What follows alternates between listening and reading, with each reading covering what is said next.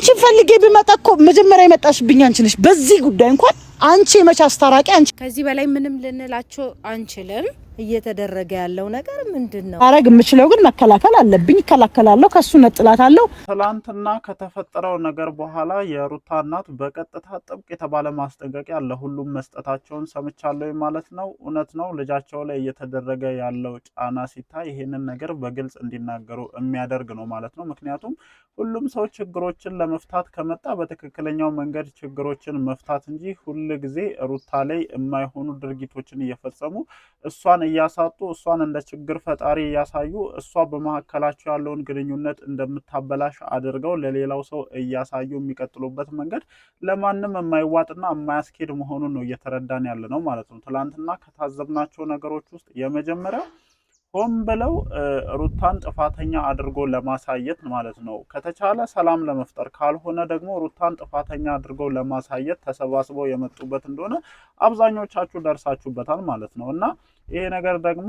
አያስኬድም፣ አያዋጣችሁም ማለት ነው። ከዛ ውጪ ደግሞ ግርግሮች የተፈጠሩ ነው። በነገራችን ላይ ሜሪ ከትላንትናው ግንኙነት በኋላ በጣም እያበደች ነው። በቃ ከቡዜ ጋር ጸብ ውስጥ ካልገባው፣ ምክንያቱም እናንተ የምታደርጉት ነገር ሌላ እንደዚህ አይነት ነገሮችን መውለዱ የማይቀር ነው ማለት ነው። አሁን ላይ መታ ሩታ ሜሪ ካንቺ ጋር ግጭት ውስጥ ብትገባ በድጋሚ ሩታን ጥፋተኛ አድርጎ ማሳየት ማለት ነው። እሷ አምጥታ እንዲያስደበደበች ምናምን ማለት ነው። እንደ ትልቅ ሰው እናንተ ችግሮችን መፍታት የማትችሉ ከሆነ እኔ አሁንም ደግሜ እላችኋለሁ ከነዚህ ልጆች ብትርቁ ይሻላል። በቃ እነሱ ምንም ነገር ሳይገነዘቡ ምንም ነገር ሳያውቁ የሚያጠፉት ጥፋት የተሻለ ነው ብዬ ነው የማስበው ማለት ነው። የምሬን ነው የምላችሁና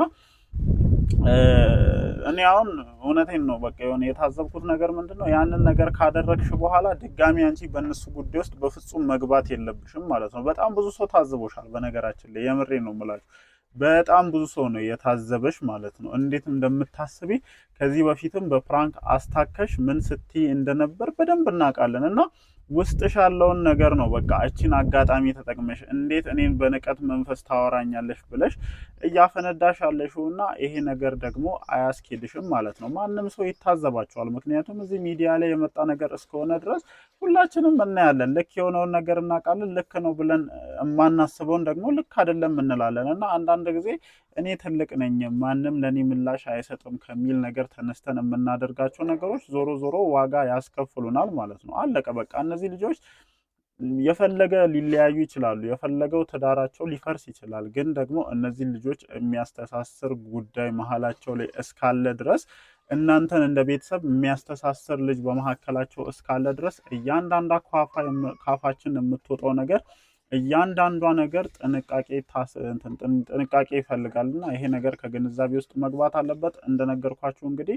የሩታም እናት በዚህ ነገር ተበሳጭተው ምላሽ ሰጥተዋል። ከዚህ በኋላ ልጄ ላይ የሚደረጉ አላግባብ የሆኑ ነገሮችን በዝምታ አላይም ብሎ ነው በግላጭ የተናገሩት ማለት ነው። እንደ አንድ እናት በቃ ከልጃችሁ ሁሉም አሁን ላይ የራሴ ነው ከሚለው አካል ጋር እየቆመ እስከመጣ ድረስ እንደ አንድ እናት ልጇ ላይ በጅምላ መታችሁ ስትዘምቱ ዝም የሚል ማንም የለም ከዚህ በኋላ ማለት ነው። እኔ ትክክል ናቸው ብዬ ነው የማስበው። የምሬን ነው የምላችሁ። አሁን ነገሮች ወደ አልተፈለገ ደረጃ እያመሩ ነው። እንደነገርኳችሁ ሜሪም ማለት ነው ግርግር ካልፈጠርኩ እያለች ነው። እኔ አሁንም ቢሆን ለሩታ ማለት የምፈልገው ነገር እያንዳንዷን አጋጣሚ አንቺን በዳይ አድርገው አንቺን ጥፋተኛ አድርገው ማሳየት ስለሚፈልጉ በተቻለ መጠን ሜሪ እዚህ ነገር ውስጥ እንዳትገባና ኖቤልንም ቢሆን ማለት ነው። ምክንያቱም ትላንትና እሱ ተናገረ ብሎ ነው አሁን እንትን እያሉ ያሉት። እውነት ነው እሱ ባይኖር ኖሮ ለሶስት አሳምነው ይቅርታ አስጠይቀውሽ ነበረ ሊያልፉ የፈለጉት። ምክንያቱም አንቺን እንደ ጥፋተኛ አሳይተው ማለት ነው ስሜታዊ የሆኑ እርምጃዎችን እንዳይወስዱና አሁንም ነገሮችን ወደ አንቺ እየጎተቱ እንዳያመጡ እንድታደርጊ እነዚህ ልጆች እንድታረጋጊያቸውና በትክክለኛው መንገድ መነጋገር ካለብሽ ከዚህ በኋላ እንደው መነጋገር ያለብሽ ከራሱ አብርሃም ጋር ነው። አለቀ በቃ። ጉዳዩ ያለው አንቺና እሱ መሃል ነው። ማንም እየመጣ ይሆናል አይደል እንደ ምስኪን እንደ አስታራቂ ሙድ እየተጫወተ አንቺ ላይ ጫና ለማሳደር የሚሞክርበት ምንም አይነት ምክንያት የለም ብዬ እንደኔ አስባለሁ ማለት ነው። ሰላም እንዴት ናችሁ? ደህና ናችሁ ወይ? አለን እግዚአብሔር የተመሰገነ ይሁን። ዛሬም እንግዲህ በሰማናችሁ አዳዲስ ነገሮች ተመልሰን ወደ እናንተ መተናል። መግቢያ ላይ እንደነገርኳችሁ የሩታና ጠበቅ ያለ ማስጠንቀቂያ ልከዋል ማለት ነው። እንደነገርኳችሁ ሁሉም የኔ ነው ከሚለው ጎን መቆሙን በይፋ እያወጀ እስከመጣ ድረስ የሩታም እናት ይህንን ነገር ከማድረግ ወደ ኋላ ሊሉ የሚችሉበት ምንም አይነት ምክንያት የለም። እንደ አንድ እናት ዘግይተዋል። እንደውም ልጃቸው ላይ እየደረሰ ካለው ጫና፣ ልጃቸው ላይ እየተደረገ ካለው ሴራ አንጻር ዘግይተዋል ይህንን ንግግር ለመናገር ማለት ነው። ሁሉም ስርዓት መያዝ መቻል አለበት። አለቀ በቃ። የሚያስተሳስራቸው ነገሮች እንደሚያስተሳስራቸው ሆኖ ሳለ ከዛ ውጪ እኔ እንደዚህ ነኝ እኔ እንደዚህ ነኝ ብሎ ጫና ለማሳደር የማይሆኑ ነገሮችን ለመፈጸም የሚያስችላቸው ምንም አይነት እንትን የላቸውም እና ሁሉም መስመሩን አውቆ መቀመጥ መቻል አለበት። ስለዚህ ይህንን ንግግር መናገራቸውን እኔ በበኩሌ እደግፈዋለሁ ማለት ነው። በቃ ምን እየተደረገ እንደሆነ ስለማቅ ነው።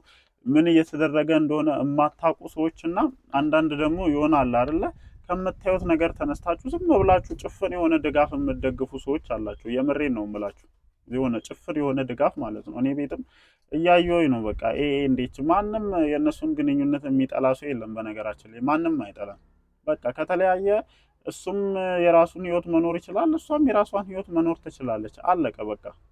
ምንም አዲስ ነገር የለውም። ግን ሁል ጊዜ ሰውን የሚጎዳ ተግባር እየተፈጸመ ደግሞ ሊቀጥል አይችልም። እኔ እስኪ እንያቸው እግዚአብሔርን እስኪ እኔ እንደውም ሊያቸው ምን ያክል ያስኬዳቸዋል፣ ምን ያክል ሊራመዱ ይችላሉ። ምክንያቱም ይሄ ልጅ ተፈትኖ የወደቀ ልጅ ነው። አለቀ በቃ። እዚህ ጋር አበላሽቶ ሄዶ እዛ ጋር ሊያስተካክል የሚችልበት ምንም አይነት ምክንያት የለም። 2 ቀን ብትሰጡት እዛ ጋር አይቀመጥም ወይ ሩታ ማለት ነው። እንደሱ እሱ ልክ እንደሚያደርገው እሱ ከሌላ ሴት ጋር እንደሆነው ከሌላ ወንድ ጋር ብትሆን አርፎ እንደማይቀመጥ ሁላችንም ጥንቅቅ አድርገን እናውቃለን።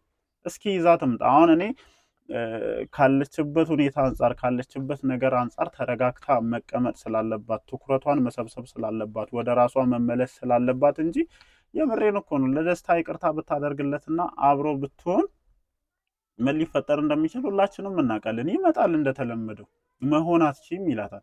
ለሱ የሚቻል ለሷ የማይቻሉ ነገሮች እየበዙ ነው ያሉት። ሁሉንም ነገር በእኩል መንገድ ማየት አለብን። አይ ካልሆነ ደግሞ እናስታርቃለን ብለን መሀል ላይ የምንገባ ሰዎች ጥጋችንን ይዘን መቆም መቻል አለብን።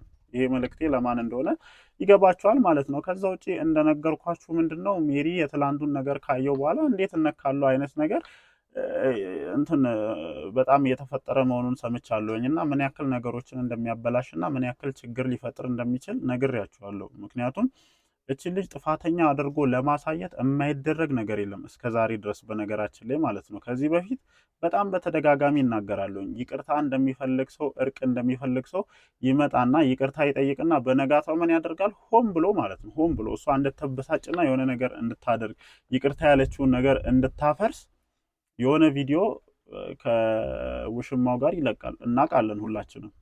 ያ ምንድነው እኔ ይቅርታ እየጠየቅኳት እሷ ይቅርታውን ገፋች ለማስባል ሆን ብሎ ማለት ነው ያንን ነገሮች ይጠቀም ነበር። እሷን ጥፋተኛ አድርገው ማሳየት በጣም ይፈልግ ነበርና እውነታውን ነው ከዚህ በኋላ የምንነጋገረው። እግዚአብሔርን ብዙ ነገር እያየን እየታዘብን ያለን ሰዎች ነን። በደንብ እየታዘብን ነውና እኔ ከዚህ በላይ እንድትጎዳ አልፈልግም። እስከዛሬ ድረስ ያለቀሰችው ይበቃታለች። ልጅ ከእርግዝናዋ ጊዜ ጀምሮ ስታለቅስ የነበረች ልጅ ናት። አንድ ቀን እንኳን ሰላም አግኝታ አታውቅም። የምትታረስበት ቤት ራሱ አንድ ቀን ሰላም አግኝታ በስነ ስርዓት እንደ አራስ ታርሳ ስትወጣ አላየናትም። አንዴ ውሽማዋ ትመጣለች፣ አንዴ ወንድሞቹ ይመጣሉ፣ አንዴ ሌላ ሰው ይመጣል፣ አንዴ ጓደኞቹ ይመጣሉና ምን ያክል ስትጨነቅ እንደነበረ ሁላችንም ጠንቅቅ አድርገን እናውቃለን። የውስጧን አውጥታ ባለመናገሯ እየደረሰባት ያለው ነገር አግባብም ትክክልም አይደለም። ይሄ ነገር ደግሞ እየመጣ ያለው ሁሉም በሷ በኩል ወይም በሷ ሳይድ ያሉ ሰዎች ነገሮችን በዝምታ እየተመለከቱ ስለሆነ ነው።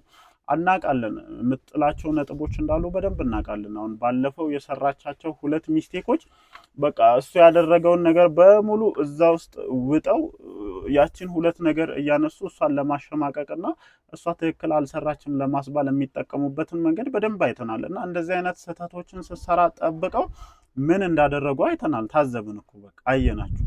እቺ ልጅ ስትሳሳት ለሷ ምንም አይነት ምህረት እንደሌላችሁ በደንብ ተረድተናልና በጣም ብዙ የሚያስተዛዝቡ ነገሮችን እያየን ነውና እንዳልኳችሁ ነው ሜሪ በጣም ግርግሮችን እየፈጠረች ነው። አሁንም እነዚህን አጋጣሚዎች ተጠቅመው አንቺን ላይ ጫና ለማሳደር ስለሚሞክሩ እነዚህ ሜሪንና በተለይ ኖቤልን በደንብ መያዝ እንዳለብሽ ነው በዚህ አጋጣሚ መናገር የምፈልገው ማለት ነው። እንግዲህ ምሽት ላይ የሚለቀቁ ቪዲዮዎችን አይተን ደግሞ እንደተለመደው መተን ሀሳባችንን እንሰጣለን። እወዳችኋለሁ። ይመቻችሁ።